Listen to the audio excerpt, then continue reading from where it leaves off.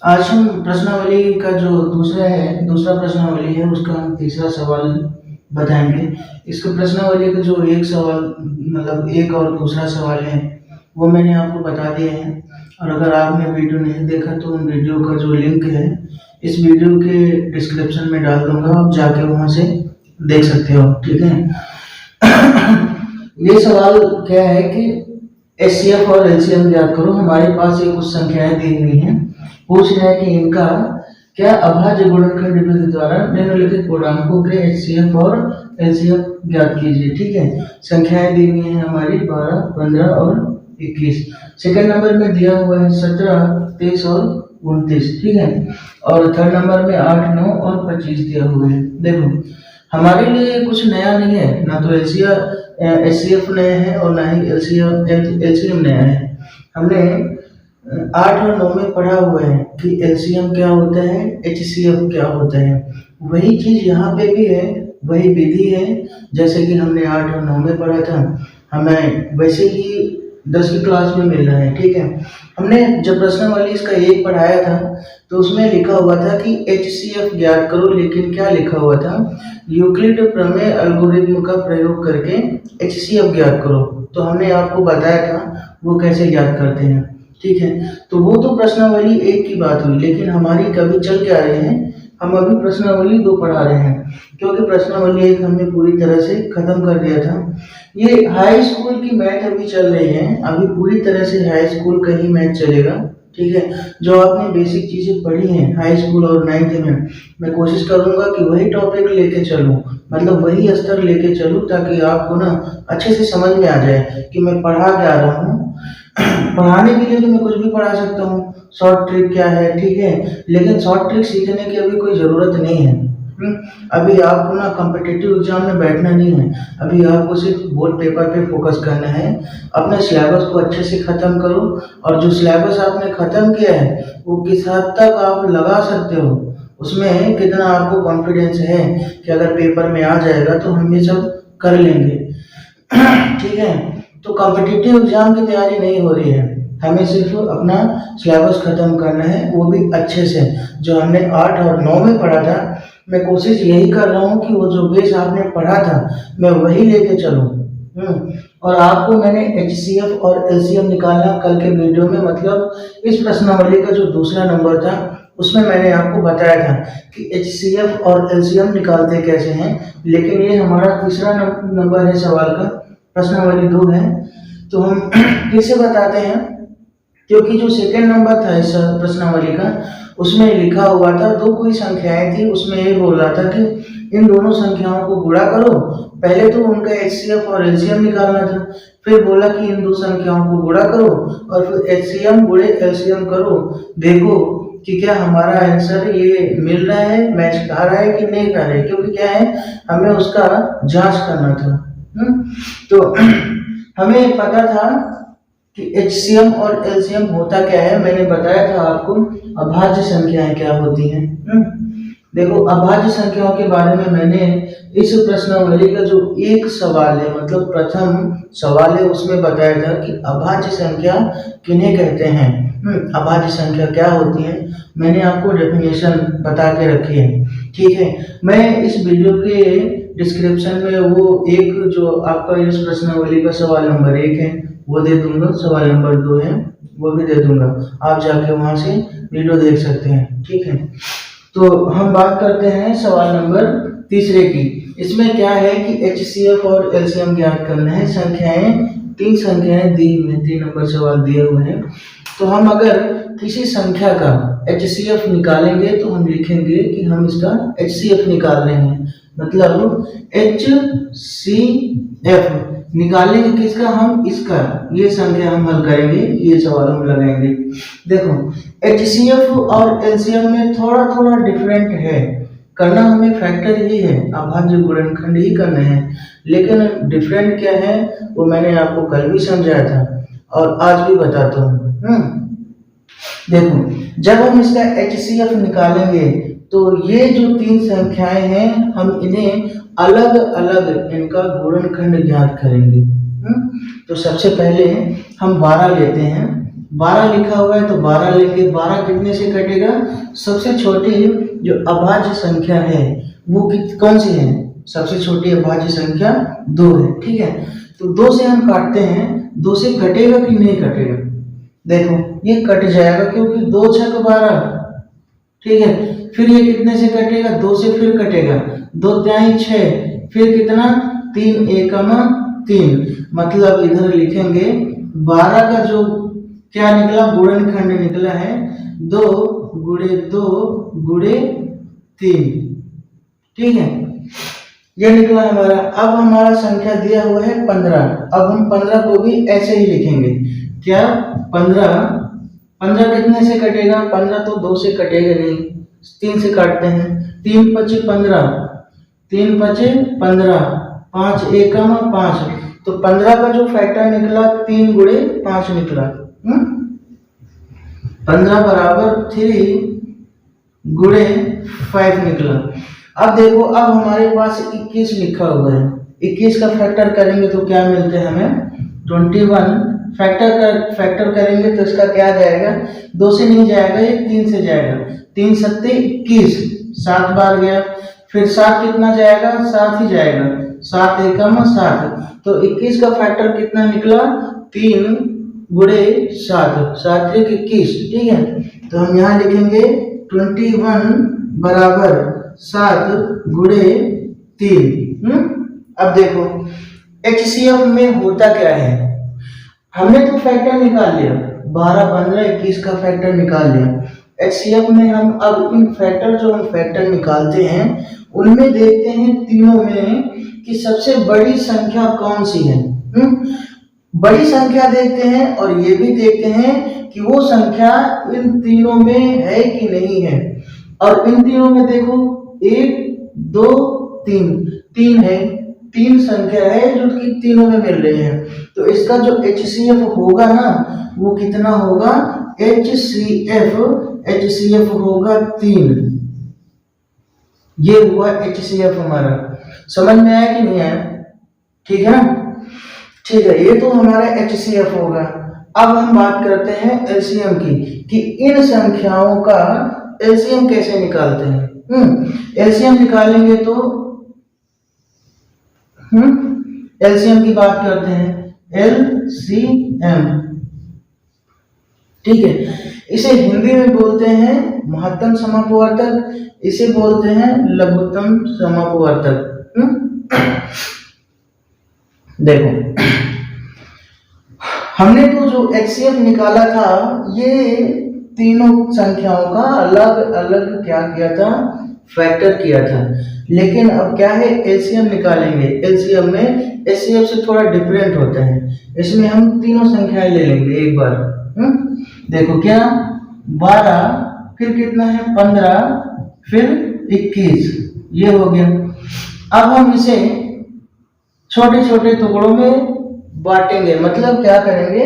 अभाज्य गुणनखंड में इसे बांटेंगे, जैसे कि हमने ये किया था। देखो ये कितने से जाएगा? ये जाएगा पहली बार तो 2 से जाएगा। ध्यान से देखना क्या हो रहा है। 2 छक 12 की 2। ठीक है, ये 15 नहीं जाएगा तो हम 15 जोगा तो उतार लेंगे।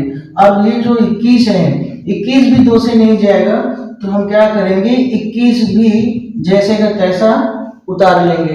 ठीक है, फिर देखेंगे कितनी बार जाएगा। फिर ये 2 बार जाएगा, 2, क्योंकि ये 6 है, 6 2 से कट जाएगा, 2 त्याई 6, ये 15 नहीं जाएगा तो 15, और ये दोनों 21, ये सेम संख्याएं नीचे उतारते रहेंगे। अब देखेंगे किससे जाएगा। अब देखो ये अब ये 2 से तो नहीं जाएगा। ठीक है, अब ये जाएगा 3 से। देखो 3 एकम 3, 1 बचा, 3 पचे 15, 5 आया, 3 सत्ते 21, कट गया ना। अब ये कितने से जाएगा? अब ये 3 से नहीं जाएगा, अब ये जाएगा 5 से। अब ये जो 1 है ये 1 ऐसे ही उतरता जाएगा। अब 5 एकम 5, अब बचा कितना? 7 बचा, तो 7 5 से नहीं जाएगा तो हम 7 ऐसे ही उतार लेंगे। ठीक है, फिर कितने से जाएगा? क्योंकि अब हमारे पास 7 है तो 7 एकम 7, कितना हुआ? हो गया ना 0। मतलब एक हुआ कि नहीं हुआ, एक हो गया। तो अब इसका जो एलसीएम के फैक्टर निकले वो कितने निकले, निकला इधर, इधर देखो एलसीएम का जो फैक्टर निकला वो निकला 2 गुणे 2 गुणे 3 गुणे 5 गुणा 7। ठीक है, ये निकल आया। अब हम अगर इसे सारी संख्याओं का गुणा कर लेंगे तो क्या मिलता है, देखो 2 दूनी 4, 4 तेई 12, 12 पंच 60। इसका गुणा किया तो कितना मिला 60, 60 गुणे 7, 60 गुणे 7 करेंगे तो कितना मिलेगा, 7 जीरो में से 0 हो गया और 7 छंग 42, कितना हुआ 42। तो हम 42, यही हुआ, वो यही होगा ना, 6 सत्ते 42। ठीक है, तो हमारा जो क्या एलसीएम निकला, मतलब एलसीएम, एलसीएम बराबर 420। देखो एलसीएम 420 है और एचसीएफ इसका निकला 3। और सवाल में क्या पूछ रहे हैं, सवाल में यही पूछ रहा है कि हमारा एचसीएफ और एलसीएम क्या होगा, हमें यही ज्ञात करना है। अब देखो दूसरे की तरफ चलते हैं, ये बताते हैं कि ये कैसे निकलेगा। देखो समझ में आ गया ना कि कैसे एलसीएम और कैसे एचसीएफ निकालते हैं। मैंने ऐसे ही कल की वीडियो में भी बताया था कि कैसे इनका एचसीएफ और एलसीएम निकालते हैं, लेकिन ये हमारा तीसरा नंबर था तो सोचा कि चलो इसे भी पढ़ा देते हैं ताकि थोड़ा आपको अच्छे से समझ में आ जाए। ये मिटाते हैं और सवाल नंबर दूसरा देखते हैं इसका, इसी का। अब देखो सवाल नंबर दूसरा है, दूसरा हम लेंगे। दूसरे में मैंने क्या बोला था, जैसे कि आप एचसीएफ निकाल रहे हो तो हम इसे एचसीएफ लिखते हैं। तो हम क्या करेंगे, इसका एचसीएफ निकाल रहे हैं हम। संख्या है 17, अगर 17 है तो किसी से नहीं जाएगी। 17 मतलब कि सिर्फ एक ही से संख्या स्वयं से जाएगी। 17 एकमा कितना 17, तो इसका फैक्टर कितना बना, ध्यान से देखना। 17 का जो फैक्टर बना कितना बना, 17 गुणे 1। आई बात समझ में, 17 गुणे 1। क्योंकि अगर कोई सी भी संख्या, सपोज ये 17 है, 17 को 1 से गुणा करो तो हमें कितना मिलेगा, 17 ही मिलेगा। ऐसा तो है नहीं कि हमने 17 से गुणा कर दिया 1 को तो हमारे पास 17 दूनी 34 का कोई अलग संख्या मिल जाए। ये तो आपने पढ़ ही रखे हैं कि किसी भी संख्या को 1 से गुणा करोगे तो वही संख्या मिलेगी जिससे आप गुणा करोगे। अब देखो अब ये कितना है, 23 है। 23 का हम फैक्टर करेंगे तो भी ये संख्या किसी भी संख्या से नहीं कटेगी। ये क्या कटेगी, ये स्वयं की संख्या से कटेगी। 23 एकमा 23। तो अगर हम यहाँ पे लिखेंगे 23 बराबर कितना, 23 गुणे 1। समझ में आया ना, 23 एकमा 23 तो कितना 23 गुणा 1। अब देखो अब हमारे पास कितना है, 29 है। 29 क्या होगा, 29 भी किसी संख्या से नहीं कटेगी, तो 29 भी खुद की संख्या से कटेगी, मतलब 29 संख्या से ही कटेगी। देखो 29 एकम 29 तो 29 बराबर, ठीक है, 29 मल्टीप्लाई करेंगे 1। तो देखो अब हम इसका HCF जो निकलेगा, देखो HCF मैंने क्या बोला था, जो संख्या तीनों में कॉमन हो और वो बड़ी संख्या हो, ठीक है। लेकिन इसमें तो कुछ भी कॉमन है नहीं, इसमें कॉमन क्या है 1, तो इसका HCF निकलेगा कितना, HCF निकलेगा 1। समझ में आया, ठीक है। अब देखो इसका अगर हम LCM निकालेंगे तो क्या निकालेंगे, LCM निकालेंगे तो मैंने क्या बोला, ये तीनों संख्याओं को एक साथ लिख लेंगे। देखो 17, 23, 29 इनका क्या करेंगे, पहले तो ये 17 से ही जाएगा। 17 एकम 17 बचा कितना 23 और 29, फिर हम इसे 23 से लेके जाएंगे, एक हम 1 से उतार लेंगे, 23 एकम कितना 23। अब हमारा 29 नहीं जाएगा किसी भी संख्या से तो 29 निकाल लेंगे। अब ये 29 एकम कितना 29 ही आएगा। तो क्या हुआ हमारा इसका फैक्टर 17 गुणे 23 गुणे 29। ये संख्या मिली हमारा, इसका जब हमने निकाला। तो अब इस संख्या को क्या करोगे, इस संख्या को गुणा करोगे। जब गुणा करोगे तो जो संख्या निकलेगी वही हमारा एलसीएम होगा। गुणा करके देखते हैं। देखो, अगर हम 17 को, पहले हम इस संख्या को गुणा कर लेते हैं, ठीक है। 3 सत्ते 21, 21 की 1, हाथ लगा कितना 2, 3 एकम 3, 3 2 कितना 5। अब ये 2 से करेंगे, 7 दूनी 14, 7 दूनी 14 का 4, हाथ लगा कितना, हाथ लगा 1। और 2 एकम 2, 2 1 कितना 3, कितना आ गया 4 9 3। अब बचा कितना 29। हम इसे 29 से गुणा करेंगे तो कितना निकलेगा। देखो 29 से गुणा करेंगे तो कितना निकलेगा हमारा 9 चौक 36, 9 चौक 36 की 6, हाथ लगा 3, 9 9 81, 81 3 कितना 81 3 84, 84 80 4 84, हाथ लगा कितना 8, 9 3 27, 27 और 8 कितना होते हैं 27 8 कितना 27 3 23, 23 और 5 35, 35 की 36 कितना होगा 27 और 3 कितना 35, 35 कितना आ गया। अब 2 बचा, 2 से गुणा करेंगे, 4 दूनी 8, 4 दूनी 8 और 9 दूनी 18, हाथ लगा कितना, हाथ लगा 1, 2 3 6, 6 1 7 कितना आ गया 6, 8 और 4 कितना 12 की 2, हाथ लगा 1, 8 और 5 13, 13 1 14, 7 और 3 10, 10 1 11, और ये संख्या कितना हुआ 2, कितना 21 4 तो 26। यही आएगा कि कहीं कैलकुलेशन में गलत है, देख लो। सवाल नंबर हम अब ये क्या था, ये तीसरा था, ठीक है। अब इसका जो तीसरा भाग है, तीसरा पार्ट है, ये आप घर में लगा लेना, ये होमवर्क के तौर पे छोड़ दिया आपके लिए। आप देखना लगा के कि एचसीएफ और एचसीएफ कैसे निकलते हैं। आप जब खुद प्रैक्टिस करोगे ना तो समझ में आएगा।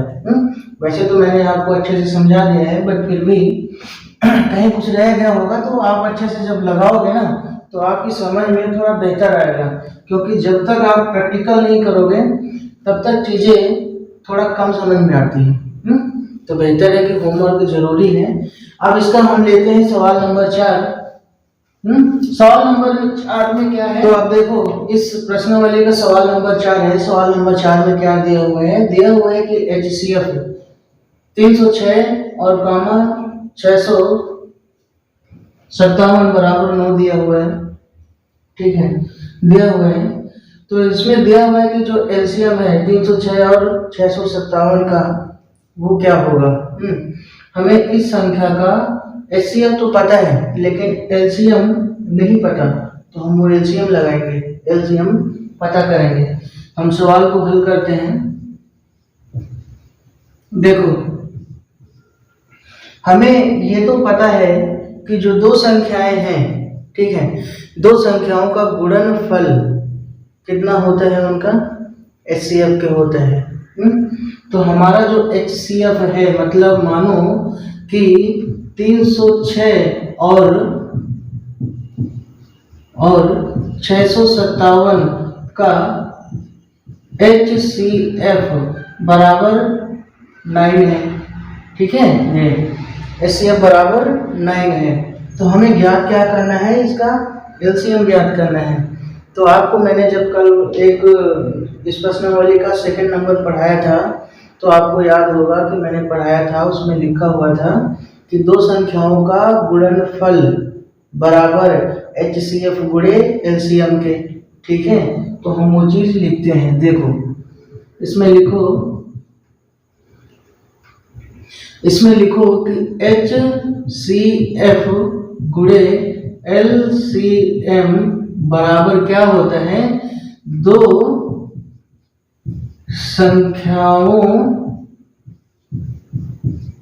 संख्याओं का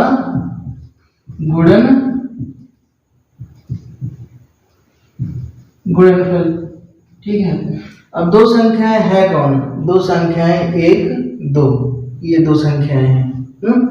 अब देखो हमारा HCF हमें निकालना क्या है, LCM निकालना है हमें। सवाल में जो कि देखिए अभी रखा है एकदम साफ साफ क्लियर कि हमें HCF बताओ, क्योंकि हमने आपको मतलब LCM बताओ क्योंकि हमने आपको HCF बता रखा है। और उसने विधि भी बताई है इस प्रश्नावली में कि अगर दो संख्याएं हों तो HCF और LCM कैसे करते हैं। देखो, और उसका जब सवाल नंबर दूसरा मैंने पढ़ाया था इस प्रश्नावली का, तो उसमें एकदम साफ साफ दिया हुआ था कि दो संख्याएं दी हुई थी ऐसे करके उसमें लिखा हुआ था पहले इन संख्याओं का HCF और LCF निकालो, फिर ज्ञात करो मतलब जांच करो कि इन दो संख्याओं का जो गुणनफल है क्या HCF गुणे LCM के बराबर है कि नहीं, ये हमें जांच करना था। ये इस प्रश्नावली का दूसरा सवाल था। अब मैंने ये क्या है, ये चौथा सवाल है। चौथा सवाल में क्या दिया हुआ है आपका, इसमें दिया हुआ है HCF इतना है, तो भाई बताओ LCM क्या है। तो देखो HCF गुणे LCM बराबर दो संख्याओं का गुणनफल। ये हमारा HCF कितना है, यहाँ से HCF है हमारा 9, तो HCF तो हमें पता है कि 9 है, गुणा LCM, क्योंकि हमें LCM नहीं पता, हमें LCM निकालना है। दो संख्याओं का गुणनफल क्या होता है, ये संख्या गुणे ये संख्या, मतलब 306 गुणे 657। ठीक है, अब हम करेंगे क्या, हमें तो सिर्फ चाहिए क्या, LCM चाहिए। तो LCM बराबर 306 गुणे 657 भागे, देखो ये संख्या गुणा में है, अगर ये संख्या इधर आएगी तो क्या करेगी, भाग करेगी इसे, भागे 9। अब देखो 9 एकम 9, 9 त्रिक कितना, 9 त्रिक 27, बचा कितना 3, 9 चौक 36, कितना हो गया, यहाँ पे हो गया 34 गुणे 657। ठीक है, अब हम इसका अगर गुणा कराएंगे, जो गुणा कराएंगे ना वही हमारा इसका आंसर होगा, वही हमारा LCM होगा। तो हम इस संख्या का गुणा कराते हैं, 657 गुणे 34 है, तो एक बार 4 से और एक बार 3 से। 4 को 7 से करेंगे तो 4 7 चौक 28, 4 सत्ते कितना होगा, 7 चौक 28 की 8, हाथ लगा 2, 5 चौको 20, 20 2 22, हाथ लगा 2, 6 चौक 24, 24 और 2, 24 2 26। ठीक है, और फिर 3 से करेंगे, 7 त्रिक 21 की 1, हाथ लगा 2, 5 3 15 16 17, 17 की 7, हाथ लगा 1, 6 त्रिक 18, 18 1 19, कितना आया 8 3, 6 6 12 1 13, हाथ लगा कितना 1, 10 2 12। ठीक है, 12 और ये कितना आया 2, कितना मिला हमें 22,338, यही मिला है हमारा LCM। देखो जब हमें इतनी संख्या दी हुई है, ये संख्या दी हुई है हमारी, और पूछ रहा है इस संख्या का HCF ज्ञात करो, तो यहाँ पे लिखेंगे